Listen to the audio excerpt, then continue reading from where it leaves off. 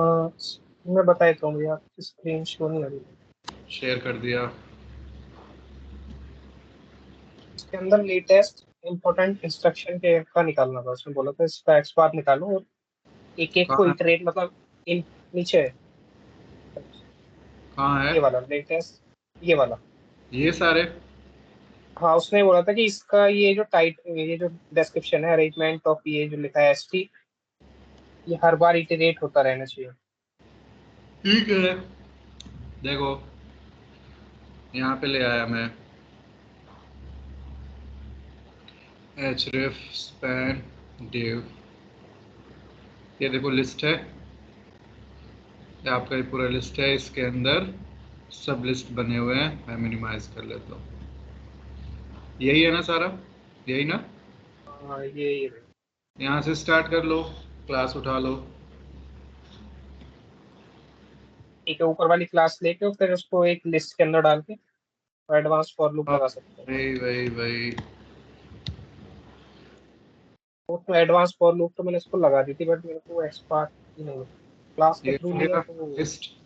अब इसके अंदर जो नाम है तो उसमें चलो, सब में चलो। ये रहा डिवीजन, इसका ओपन करना चाहो तो ये ओपन कर लो। h3 class IPS truncate line.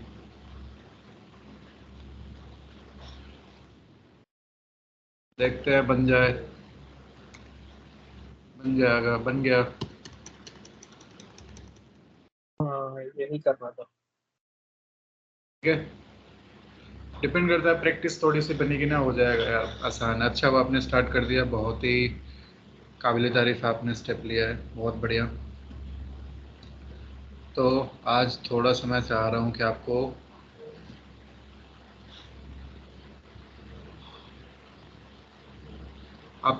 Newan के बारे में बताऊँ। नेवन के बारे में कोई कुछ जानते हो, क्या होता है?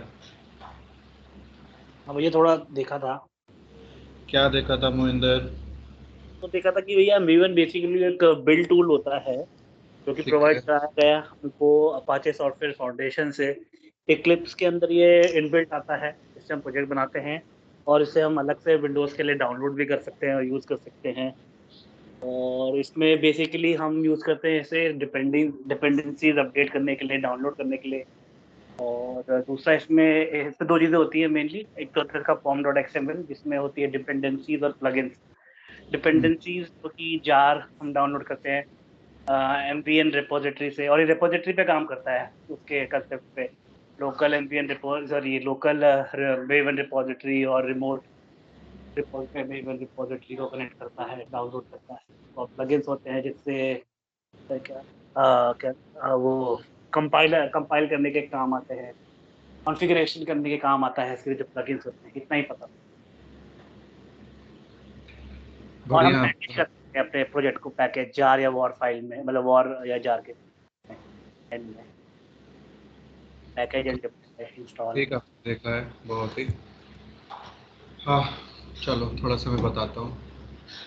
अच्छा, आपने थोड़ा वर्क कर लिया आपने एडिशनल।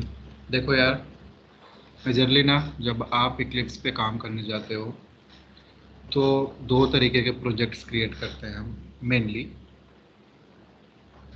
तो एक होता है आपका नॉर्मल, ये जो हम प्रोजेक्ट बनाते हैं ना, ये देखो इसमें क्या हुआ, राइट क्लिक किया,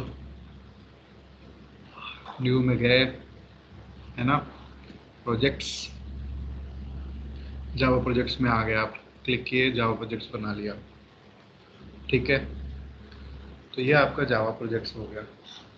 एक होता है मेवन प्रोजेक्ट्स। जावा प्रोजेक्ट्स को आप स्टैंड अलोन प्रोजेक्ट्स बोलते हो। ठीक है, कौन सा प्रोजेक्ट बोलते हो जावा प्रोजेक्ट को? Stand alone. स्टैंड अलोन बोलते हो। ठीक है, स्टैंडर्ड। स्टैंड अलोन प्रोजेक्ट्स में आपको क्या करना पड़ता है मालूम है? आपको ना जितनी भी लाइब्रेरी की ज़रूरत पड़ेगी, जितनी भी जार फाइल की ज़रूरत पड़ेगी, वो आपको सेपरेटली ब्राउज़र पे जाके डाउनलोड करना पड़ता है और फिर उसे आप बिल्ड पाथ पे रखते हो।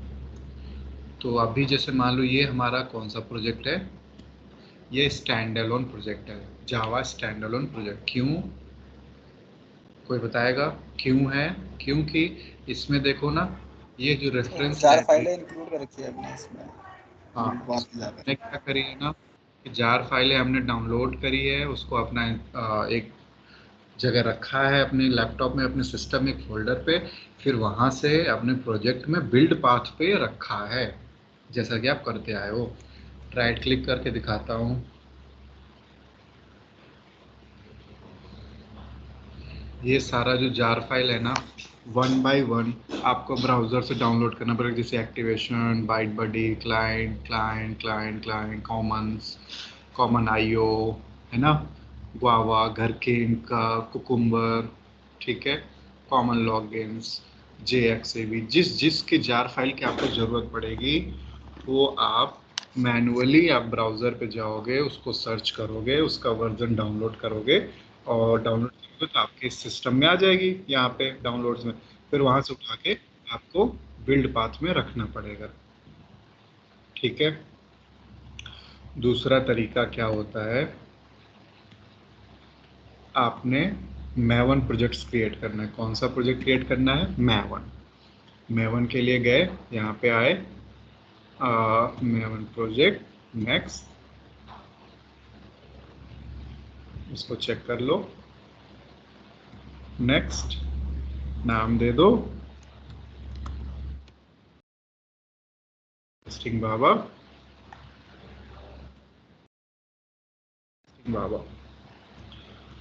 फिनिश कर दो।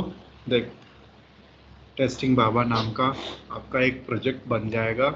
ये भी वही काम करेगा, इसमें भी आपको स्क्रिप्ट लिखना पड़ेगा, लोकेटर्स लगाने पड़ेंगे, रन करना पड़ेगा, एनोटेशन लेना पड़ेगा, टेस्टेंजी डालना पड़ेगा, सब कुछ वही है। बट ये नॉर्मल जो आपका स्टैंड अलोन प्रोजेक्ट से डिफरेंस कैसा है, इसको एक्सपेंड करोगे ना तो इसमें SRC मेन जावा, SRC टेस्ट जावा, ये 2 सोर्स फोल्डर ऑटोमेटिक बन जाते हैं। इसमें हमें अलग से बनाना नहीं पड़ता जैसे हम स्टैंड अलोन में करते हैं। इतना समझ गए? अब इसमें एक चीज़ आपको थोड़ा एडिशनल मिलेगा, वो है इसका pom.xml फाइल। ये इसकी बैकबोन है, ये मैवन का मेन पॉइंट है, जो कि आपके नॉर्मल स्टैंड अलोन प्रोजेक्ट से इसको अलग करता है। ये अलग करता है इस सेंस में कि आपको स्टैंड अलोन जावा जो आपका जार फाइल्स है ना, जैसे मैं ये वाले प्रोजेक्ट में बात करूं, ये सारी जार फाइल जो मैनुअली है डाउनलोड हुई है, तो ये आपको नहीं करना पड़ेगा। आपको क्या करना पड़ेगा, इस मैवन प्रोजेक्ट में जो pom.xml फाइल आपको मिली है उसके अंदर आपको डिपेंडेंसीज टैग आई थिंक आ गया, सिर्फ और सिर्फ आपको डिपेंडेंसी ऐड करनी है फटाफट। और डिपेंडेंसी ऐड करके जैसे इसको रिफ्रेश करोगे, सेव करोगे, अपने आप एक यहाँ पे फोल्डर बन जाएगा कि इसका जार फाइल का, और उसमें सारे जार आपके स्टोर हो जाएंगे।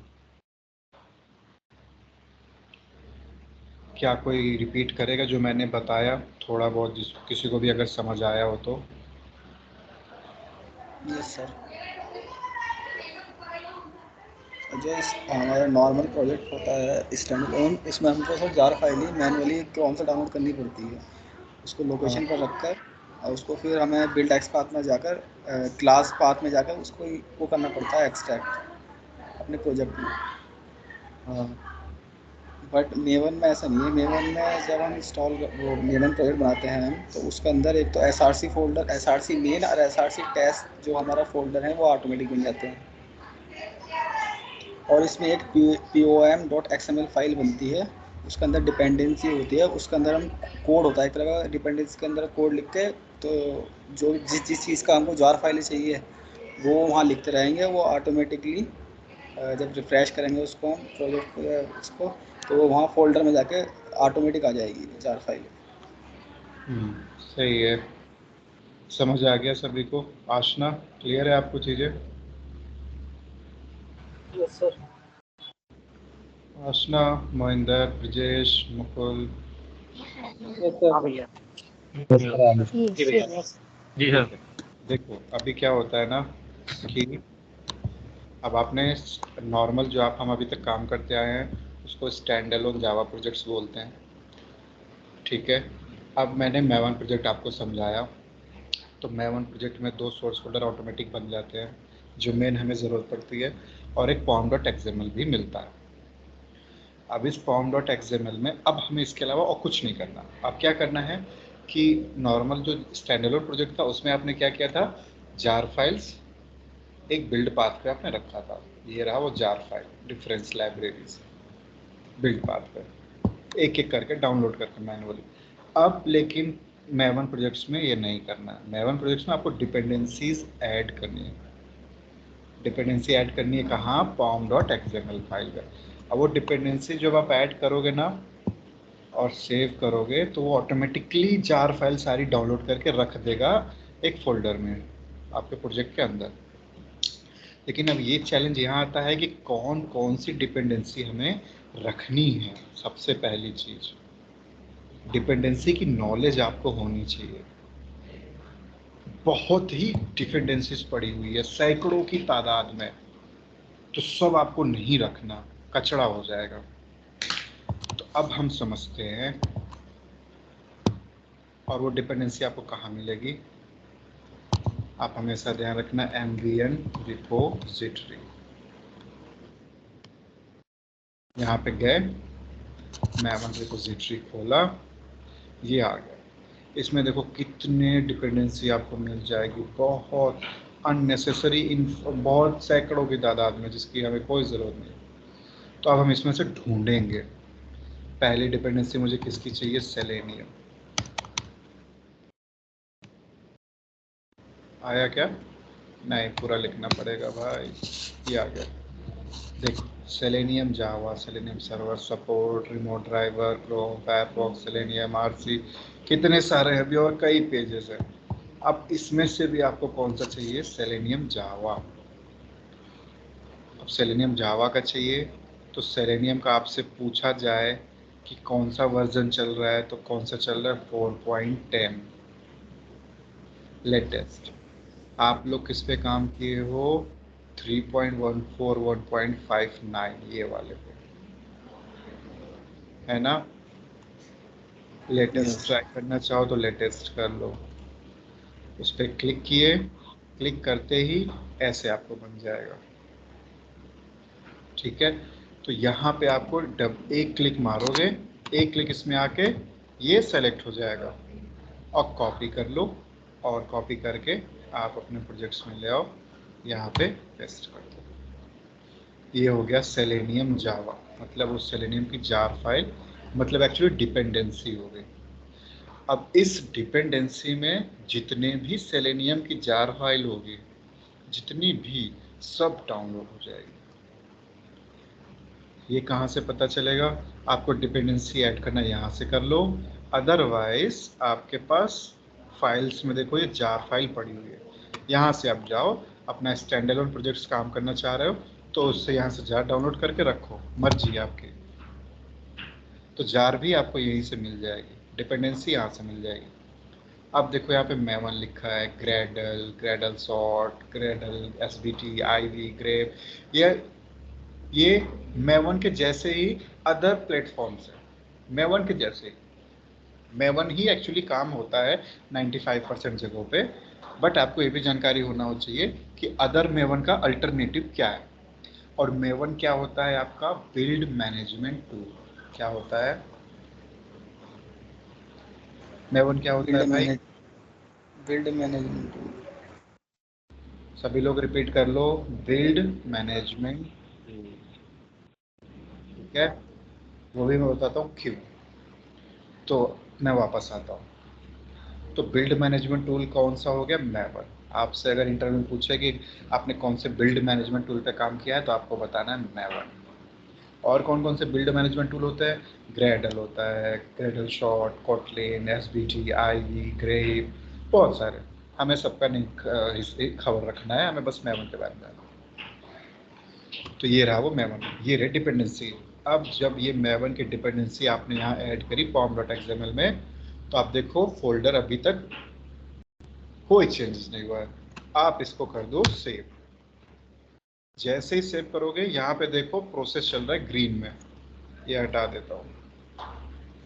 ये देखो download source and Javadoc, download source Javadoc कर दिया और एक मैवन डिपेंडेंसी का फोल्डर बना दिया। उसके अंदर उस सेलेनियम से रिलेटेड जितनी भी जा रहे हैं वो सब ऑटोमेटिक डाउनलोड कर लेगा, सब का सब। ये देखो कितनी जार फाइलें उस सेलेनियम के पास, कितनी ज़्यादा, समझ रहे हो। पहले तो एक सिंगल सा करते थे सेलेनियम 3.14 1.59, बट ये देखो selenium server stand alone, I think आप लोग करते हो सेलेनियम सर्वर स्टैंड अलोन जो 3.14 1.59 है। और चेक करना चाहो तो चेक कर लेते हैं। देखो सेलेनियम सर्वर स्टैंड अलोन 3.14 1.59, लेकिन अब देखो कितने हो गए एक सेलेनियम की डिपेंडेंसी ऐड करने से।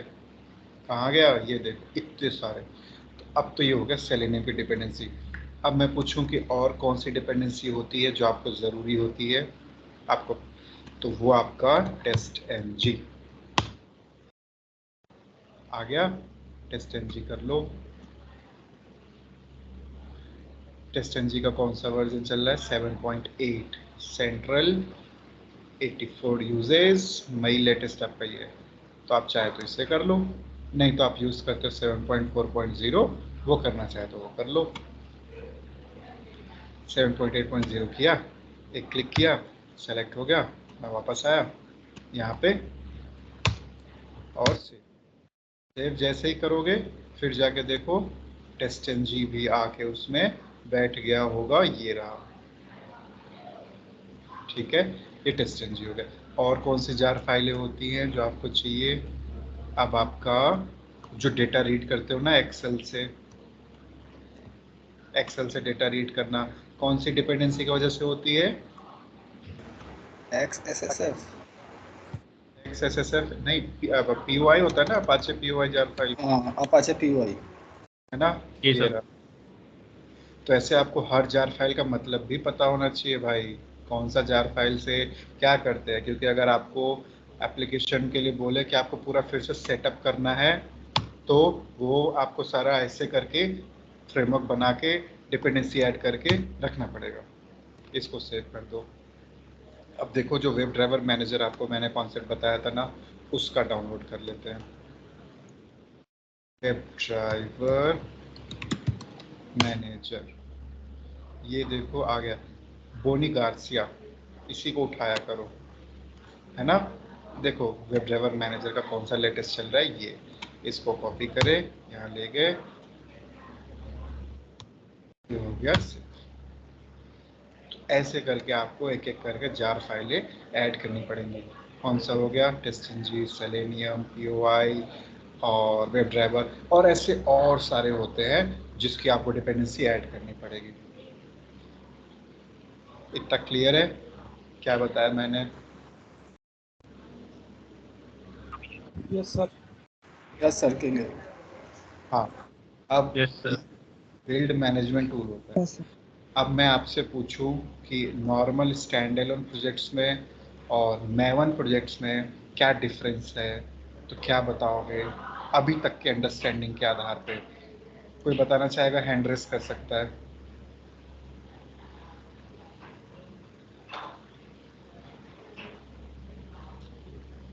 और कोई, अजय बताओ।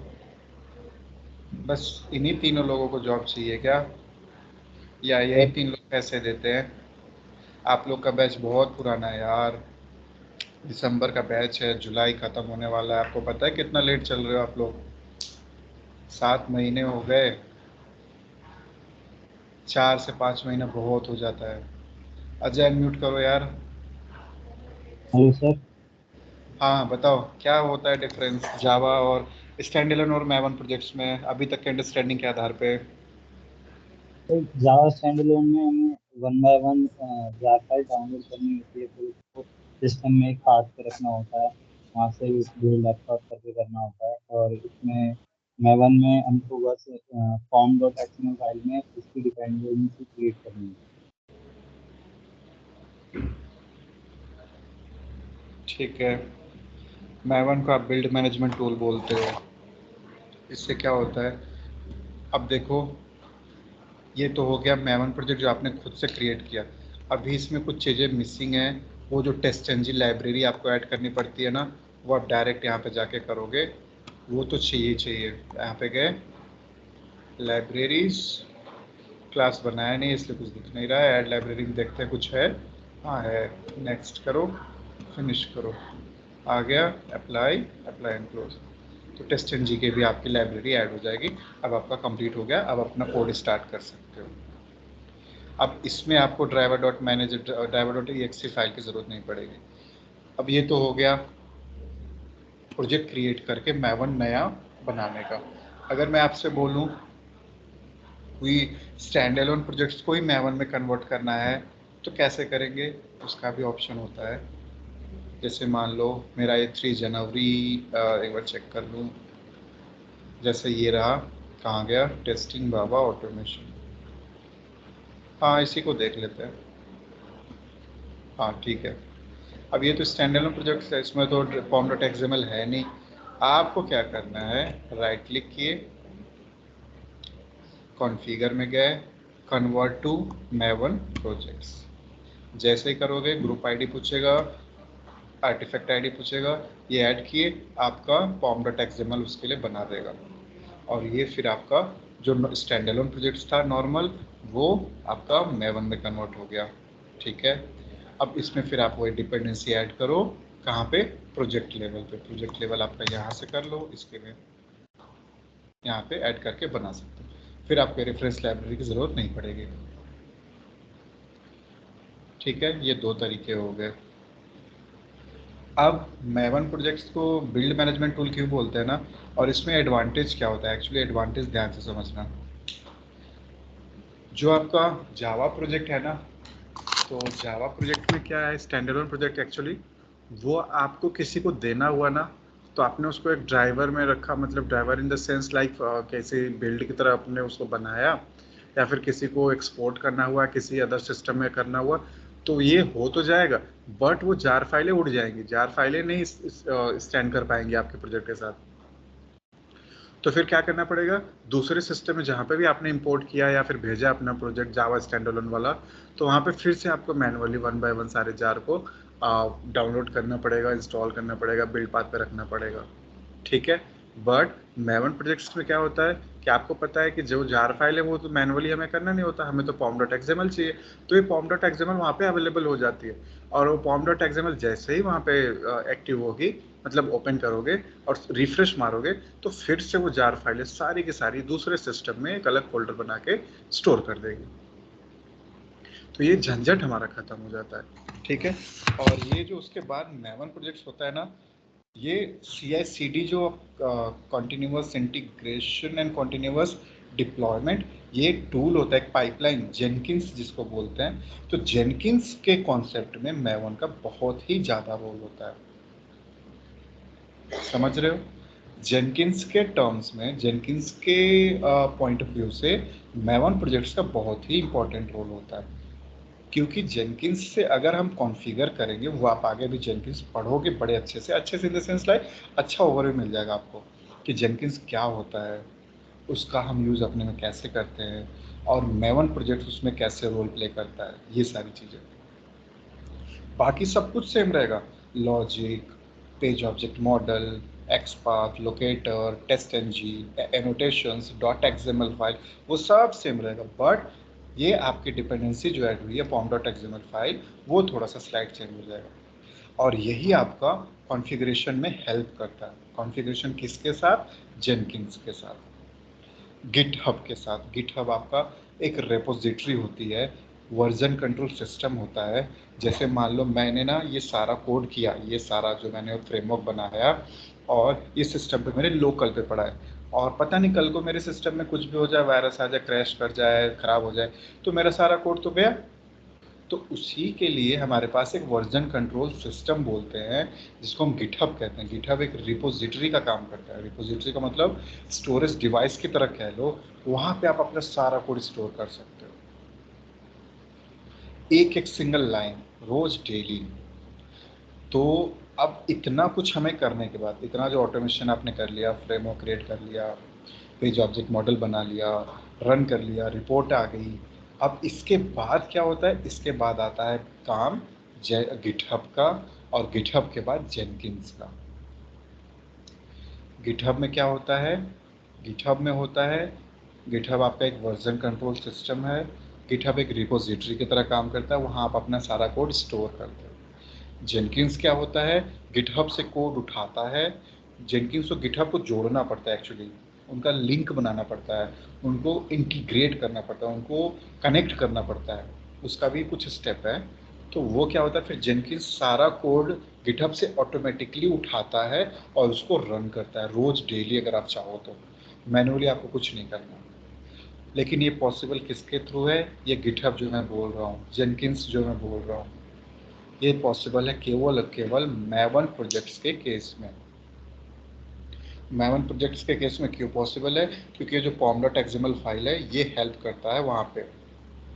ये pom.xml फाइल उठ के वहाँ जाता है और रिफ्रेश होता है, तो सारी डिपेंडेंसी ऐड कर देता है ऑटोमेटिकली, और ऐड करते ही जो भी कोड सारे जो रहते हैं जिसको रन होना है वो उस तरफ से रन हो जाता है। क्योंकि अगर ये जार फाइल है या डिपेंडेंसी नहीं रही तो जो भी सर आप कोड लिखे हो वो सब एरर देने लगेगा। क्यों, क्योंकि जो भी मेथड आप इम्प्लीमेंट कर रहे हो, यूज़ कर रहे हो, कहीं ना कहीं लिखी हुई थी किसी न किसी जार के अंदर, किसी न किसी लाइब्रेरी में, और वो लाइब्रेरी मिसिंग हो गई तो उन्हें क्या ही पता चलेगा कि ये मेथड कहाँ से आया।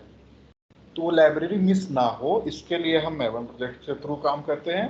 और मैवन प्रोजेक्ट कैसे वो लाइब्रेरी को मेंटेन रखता है, ये pom.xml के थ्रू।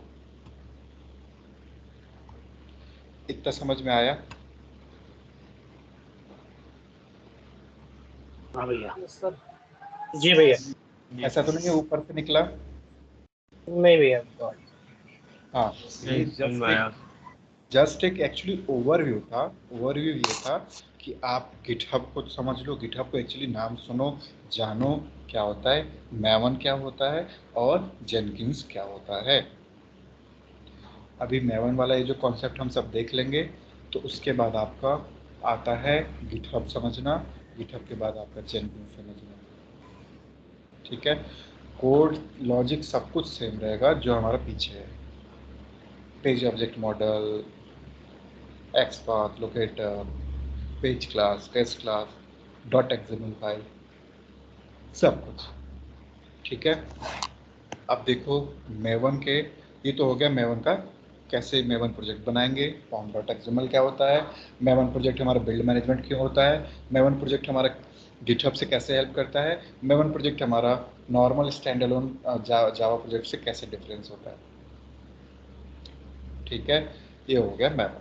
अब आता है मैवन के कमांड्स। मैवन के कमांड्स क्या हैं, ये रहा ना आपका मैवन प्रोजेक्ट, इस पर राइट क्लिक करो, ये देखो मैवन, इस पर क्लिक करो, कंपेयर विथ, नए, कहाँ गया, रनर्स, नए, ये भी नहीं, हाँ देखो कितने सारे आ रहे हैं,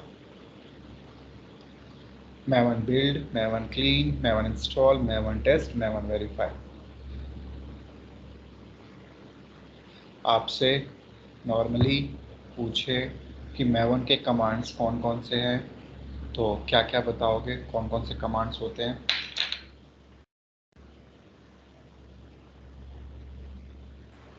build, clean, install, test, verify. ये सारे कमांड के थ्रू आप इस अपने प्रोजेक्ट मैवन प्रोजेक्ट को हैंडल कर सकते हो। ये Maven build, Maven clean, generate resources, install, test, verify. Maven test करोगे आपका एग्जीक्यूट होने लग जाएगा, इंस्टॉल करोगे जो भी आपका सॉफ्टवेयर रिलेटेड रहेगा वो सारा इंस्टॉल हो जाएगा, क्लीन अप करोगे तो जो अननेसेसरी उसमें कोड्स होंगी, जो अननेसेसरी आपकी उसमें लाइन ऑफ कोड आप जो भी ऐड किए होगे या ऐड हो गया होगा या फिर रिक्वायर्ड नहीं है, या फिर मल्टीपल रन से जो डेटा जनरेट हो गया वो सब क्लीन अप कर देगा। मैवन बिल्ड से आपका फ्रेश बिल्ड तैयार कर देगा आपके करंट प्रोजेक्ट का जो कि रन होगा। तो ये तरीके से आपके जो मैवन कमांड्स हैं, ये कमांड्स आपको याद रखने हैं, ये कमांड्स आपको हेल्प करेंगे इंटरव्यू पॉइंट ऑफ व्यू से भी, और ये कमांड्स आपको हेल्प करेंगे जब आप जेनकिन से कॉन्फ़िगर करोगे अपना गिटहब पे जो भी प्रोजेक्ट सेव रखोगे, वहाँ पे मैवन कमांड्स की नीड होती है। ठीक है, तो ये थोड़ा सा आपका ओवरव्यू समझ लो मैवन से रिलेटेड और कैसे हम उसका प्रोजेक्ट क्रिएट करते हैं। इसमें किसी को कुछ भी पूछना है पूछ सकते हो यार, कुछ भी जो ना समझ में आया हो, जो मुझे रिपीट करना हो।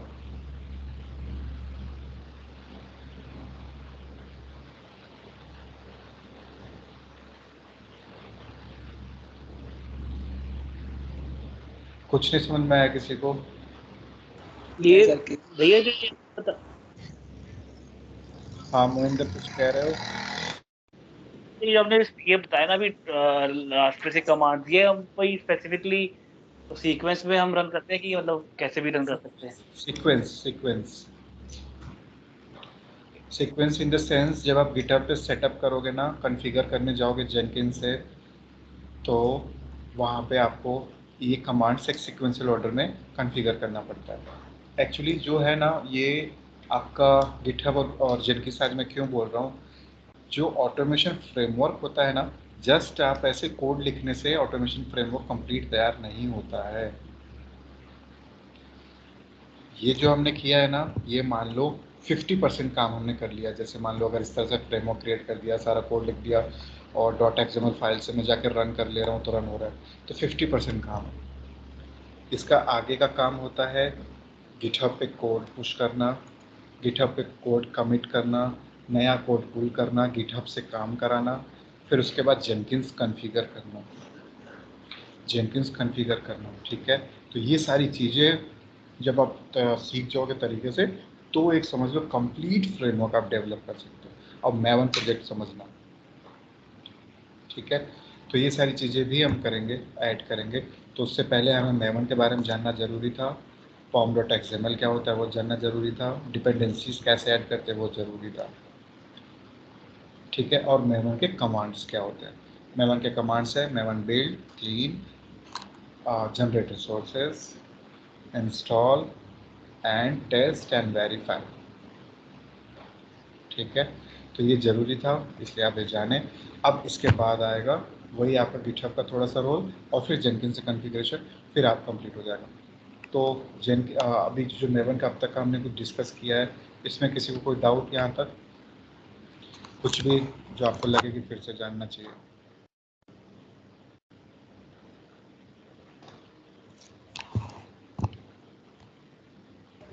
हाँ सर। और ये लोग? भैया जो हाँ महेंद्र। ये भैया जो हमने मेवन के जो डिफॉल्ट फोल्डर्स बने थे मेन और टेस्ट वाले, तो इसी को हम उसकी तरह ले सकते हैं प्रोजेक्ट, ये पेज ऑब्जेक्ट मॉडल की तरह मतलब उसी हाँ, बनाना है ये ना? क्या है ना, उसी तरह से काम करोगे। मैंने बोला ना, लॉजिक इम्प्लीमेंटेशन सब सेम रखोगे। ओके। यही तो मैंने आपसे बोला, कई बार मैंने रिपीट किया कि पेज क्लास, क्या बोलते हैं, पेज ऑब्जेक्ट मॉडल, नहीं, मैंने एक किसी एक्सपार्ट। का देखा था, मतलब एक ऑनलाइन पे देखा था, तो उसने वो बता रहा था कि ये मेन जावा और मेन रिसोर्सेज वाला डेवलपर यूज करते हैं, तो थोड़ा कंफ्यूजन होता है। नहीं, कोई दिक्कत नहीं है, उतना ज़्यादा मत उसमें इन्वॉल्व हो। बताओ, यहाँ पे जो मेन जावा आपने क्रिएट किया था, कोई डेवलपर यूज़ कर रहा था ये वाला? नहीं नहीं, इस पे तो हम कर, हाँ मेन हमने क्या करा, मेन जावा बनाया था, उसमें मैंने वो कोड सारे रख दिए। रन कहाँ से करा रहा था? टेस्ट जावा से। क्यों? क्योंकि उसमें @टेस्ट नोटेशन है। आप बोलो तो मैं इसको यहाँ से उड़ा के, ये सारा यहाँ से हटा के, जितने भी आपको यहाँ टेस्ट क्लास दिख रहे हैं, मैं इसी में रख के पेज क्लास में चला दूँ, इसी में डाल के चला दूँ, कोई दिक्कत नहीं है। वो चलेगा कैसे? वो एनोटेशन से चलता है, वो उसे वो एनोटेशन ढूंढेगा, ये जहाँ एनोटेशन मिलेगा वो रन कर देगा, कहीं भी रख दो। बट एक हियरार्किकल आर्किटेक्चर डिजाइनिंग होता है ना, तो इसलिए उधर ही था ना इस ऑफिस में, तो उस उधर देखो आप अगर हो सके तो, या बीच वाले में। भाई समझ रहे हो ना? हाँ भैया। एक मिनट देना गाइस।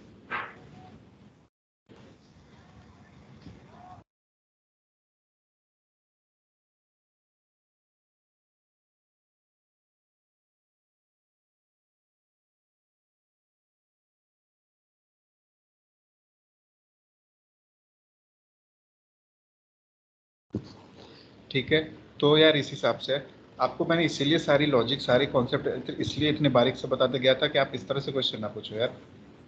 आपको पता है ये रन इसलिए नहीं होता कि मैं SRC टेस्ट जावा में रखा हूँ या टेस्ट पैकेज बना के रखा हूँ इसलिए, नहीं भाई। मैं इस टेस्ट पैकेज उठा के इसी में डाल दूँ SRC में जावा में ही, तो क्या लग रहा है नहीं रन होगा? बिल्कुल होगा। उसे एनोटेशन चाहिए, आपके .xml फाइल को एनोटेशन चाहिए, जहां मिलेगा वही रन कर देगा। ये एक सिस्टमैटिक डिजाइनिंग के चक्कर में मैंने ऐसे ऐसे बना दिया था 2 अलग अलग सोर्स फोल्डर, जिससे कि आप इजिली एक्सप्लेन कर सको। और ये पेज ऑब्जेक्ट मॉडल इसको नहीं बोलेंगे, जो आप ये page object model 2 source folder बना दियो, नहीं। यहाँ पे जो पेजेस क्रिएट कर रहे हो ना, यहाँ पे लोकेटर स्टोर करा रहे हो और at the page factory implement कियो, इसको पेज ऑब्जेक्ट मॉडल बोलेंगे। समझे कि पेज ऑब्जेक्ट मॉडल हो गया कि इसमें हम एक ऑब्जेक्ट रिपोजिटरी क्रिएट करते हैं। ऑब्जेक्ट रिपोजिटरी मतलब एक क्लास, कौन सा? Pages classes, page classes create करता हो। तो आप अलग अलग पेज क्लास बना के कर रहे हो, वैसे कर सकते हो, या एक ही पेज क्लास बनाओ, उसमें सारा लोकेटर रख लो जितना भी आपके एप्लीकेशन में है, और फिर एक ही टाइम पे सबको इनिशियलाइज कर दो, फिर अलग अलग क्लासेस में उन एक्सपाथ को कॉल करो। तो बहुत सारे तरीके होते हैं करने के, इम्प्लीमेंटेशन के, बट हाँ एटलीस्ट आपको एक तो आना चाहिए, जैसे कि हमें ये पता है। तो पेज ऑब्जेक्ट मॉडल क्या होता है? ये 2 सोर्स फोल्डर बना दिए, उसको मत बोल देना कभी, बोलोगे कि एक ऑब्जेक्ट रिपोजिटरी हम बनाते हैं। वो ऑब्जेक्ट रिपोजिटरी एक तरह का पेज क्लास होता है, उसमें हम सारे लोकेटर्स को स्टोर करते हैं, सारे वेब एलिमेंट्स को actually, by using multiple locators, and then by using page factory concept we initialize those web elements at the compile time. हो गया? समझे? क्लियर है? हाँ भैया। तो बस इसी तरीके से चीज़ों को बढ़िया से सब कुछ रेडी रखो। थोड़ा सा अभी रोकते हैं यार, और कल और ऐड करेंगे चीज़ें इसमें, और जो कुछ नया हो सकता है जो आपके पॉइंट ऑफ व्यू से ज़रूरी होगा वो अभी कराते हैं। क्योंकि अब आप, ये हफ्ता निकल गया तो अपने आप को ये समझ लेना कि आपको इंटरव्यू के लिए रेडी रखना है, कभी भी किसी भी हालत में। उसके बाद के जो स्टेप है या जो प्रोसेस है जो ज़रूरी होंगे वो मैं आपको बताता चलूँगा धीरे धीरे, ठीक है, 1 बाय 1 ऐड करके। तो उसको फॉलो अप करते रहो और यहाँ तक सारी चीज़ों को कवर करो, और नया प्रोजेक्ट बना के काम करना मेवन वाला, और प्लस अपना जो प्रीवियस बनाया हो उसको भी मेवन में कन्वर्ट करने की कोशिश करना, ठीक है? किसी को कोई डाउट यहाँ तक? सोनू कुछ कह रहे हो आप? नहीं सर, और इस पीछे थोड़ा रह रहा हूँ करना मेरे को। और किसी को कोई कुछ पूछना है, कुछ डाउट हो? कपिल, मणिकांत, गौतम, कृष्णा, अजय, आरुल, आशीष, ब्रजेश, महेंद्र। सर क्लियर है, वीडियो देख के प्रैक्टिस करेंगे। थोड़ी सी कर लेना, बहुत हो जाएगा, ठीक है? चलो फिर। प्रोफाइल आप कब तक बनी? हाँ फैजल? सर प्रोफाइल कब तक बनी? अगले हफ्ते को? नेक्स्ट हाँ, वीक? नेक्स्ट वीक से स्टार्ट कराते हैं फिर, ठीक है? चलो ठीक है, फिर कल कंटिन्यू करते हैं यार। Bye guys. ओके भाई।